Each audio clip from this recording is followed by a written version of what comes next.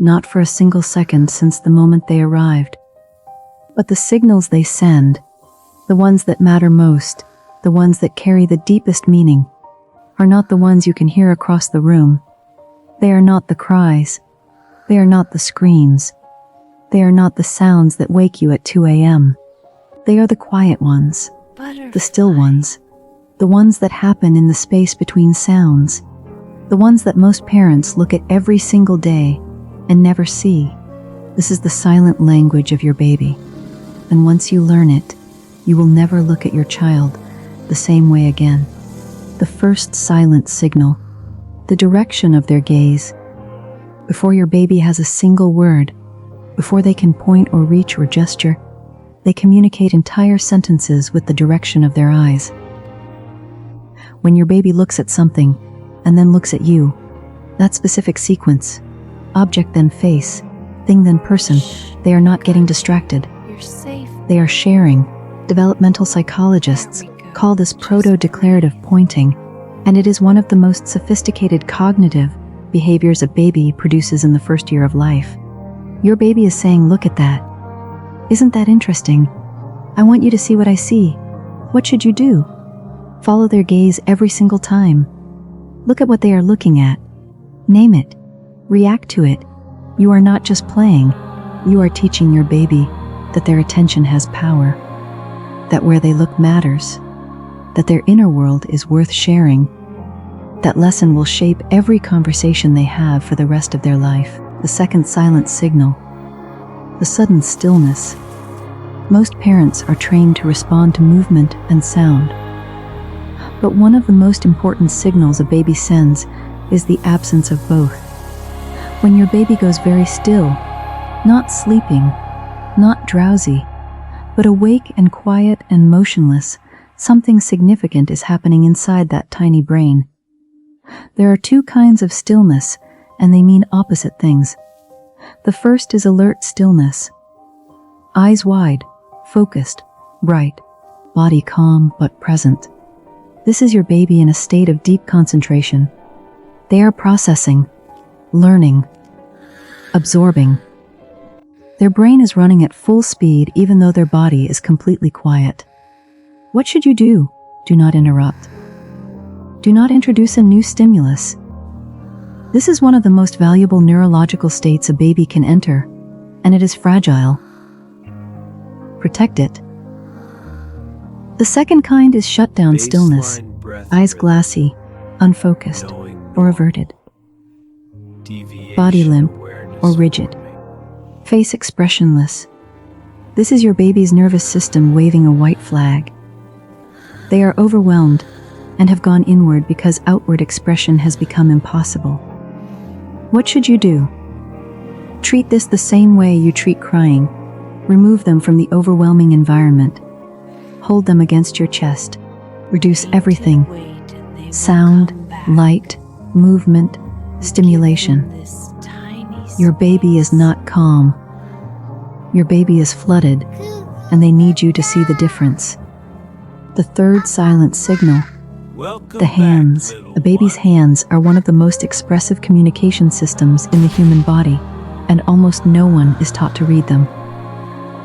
Open hands with relaxed fingers mean contentment. Your baby is regulated, comfortable, at ease in their body and their environment. Loosely curled fingers in a resting position means sleep is coming. The hands begin to close before the eyes do. Tightly clenched fists with white knuckles mean one of two things: hunger in the early weeks, or overstimulation and stress in older infants. A baby whose fists are clenched is a baby whose nervous system is activated. Hands reaching forward with open palms and spread fingers mean desire. Your baby wants something, you, an object, contact, engagement. This gesture predates intentional reaching by weeks.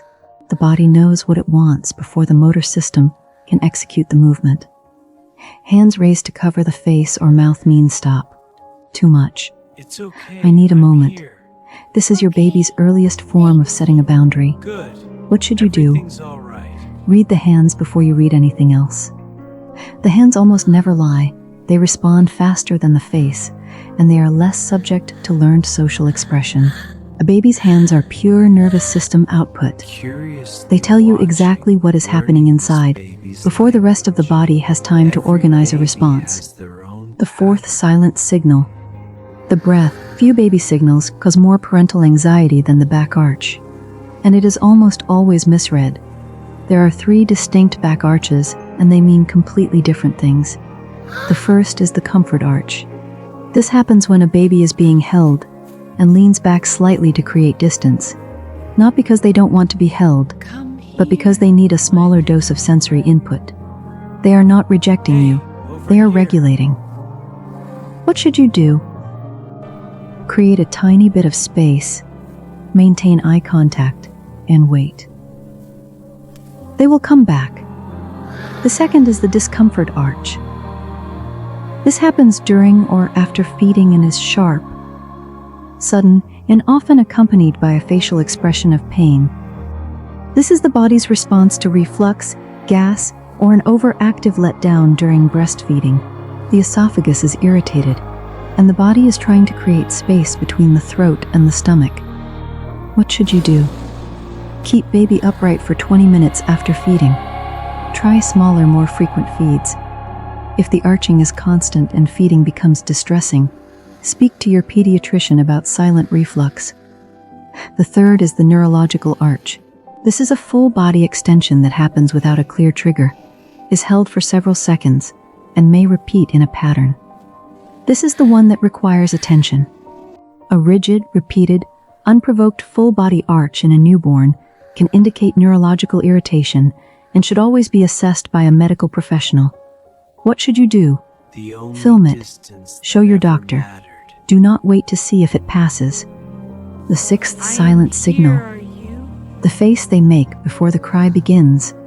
There is a window, usually between 3 and 7 seconds, between when a baby begins to feel distress and when the first sound of crying emerges. In that window, their face tells you everything. The brow furrows first. A single vertical line appears between the eyebrows. Then the corners of the mouth turn downward. Then the chin begins to tremble. Then the eyes squeeze shut. And then, and only then, the cry.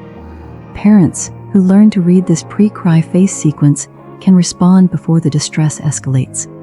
And responding before the cry is one of the most powerful things a caregiver can do for a baby's nervous system when a baby is intercepted at the brow furrow stage. Before the cortisol cascade fully activates, the stress response is shorter, less intense, and resolved more quickly. What should you do? Watch the face constantly, not anxiously, curiously. Learn the specific sequence your baby uses because every baby has their own pattern. The moment you see that first furrow, go. Don't wait for the sound.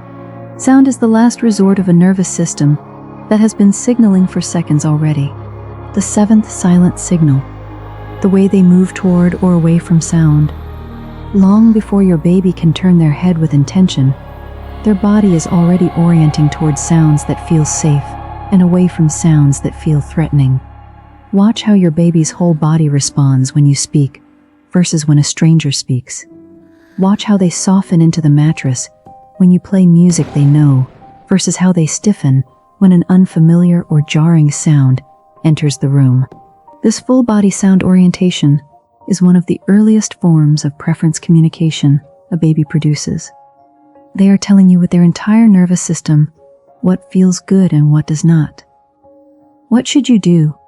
Pay attention to what your baby moves toward. Those things are safe and regulating for their specific sensory system. Pay attention to what they move away from or stiffen against. Those things are dysregulating.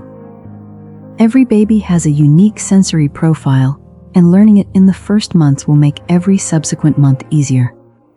You are not just discovering your baby's preferences. You are discovering who they are. The eighth silent signal. The quality of their touch when they touch you. When your baby reaches out and touches your face, your arm, your hand, the quality of that touch carries information. A light, exploratory touch with relaxed fingers means curiosity and safety. Your baby is in a regulated, secure state and is using touch to gather information about the world. A tight, gripping touch that doesn't release means anxiety or the need for grounding. Your baby is using your body as an anchor. They need the pressure and the certainty of your physical presence to regulate their own nervous system. A sudden, sharp touch or grab often means the baby was startled or experienced a brief moment of fear and reached for you instinctively. Slow, patting touch, the kind where a baby repeatedly presses their palm against your skin in a rhythm, is one of the earliest forms of intentional comfort giving in human development. Your baby is not just receiving comfort, they are giving it back to you. They have learned that touch regulates, and they are applying that lesson in both directions. What should you do? Receive it. All of it. The gripping and the exploratory fingers on your face.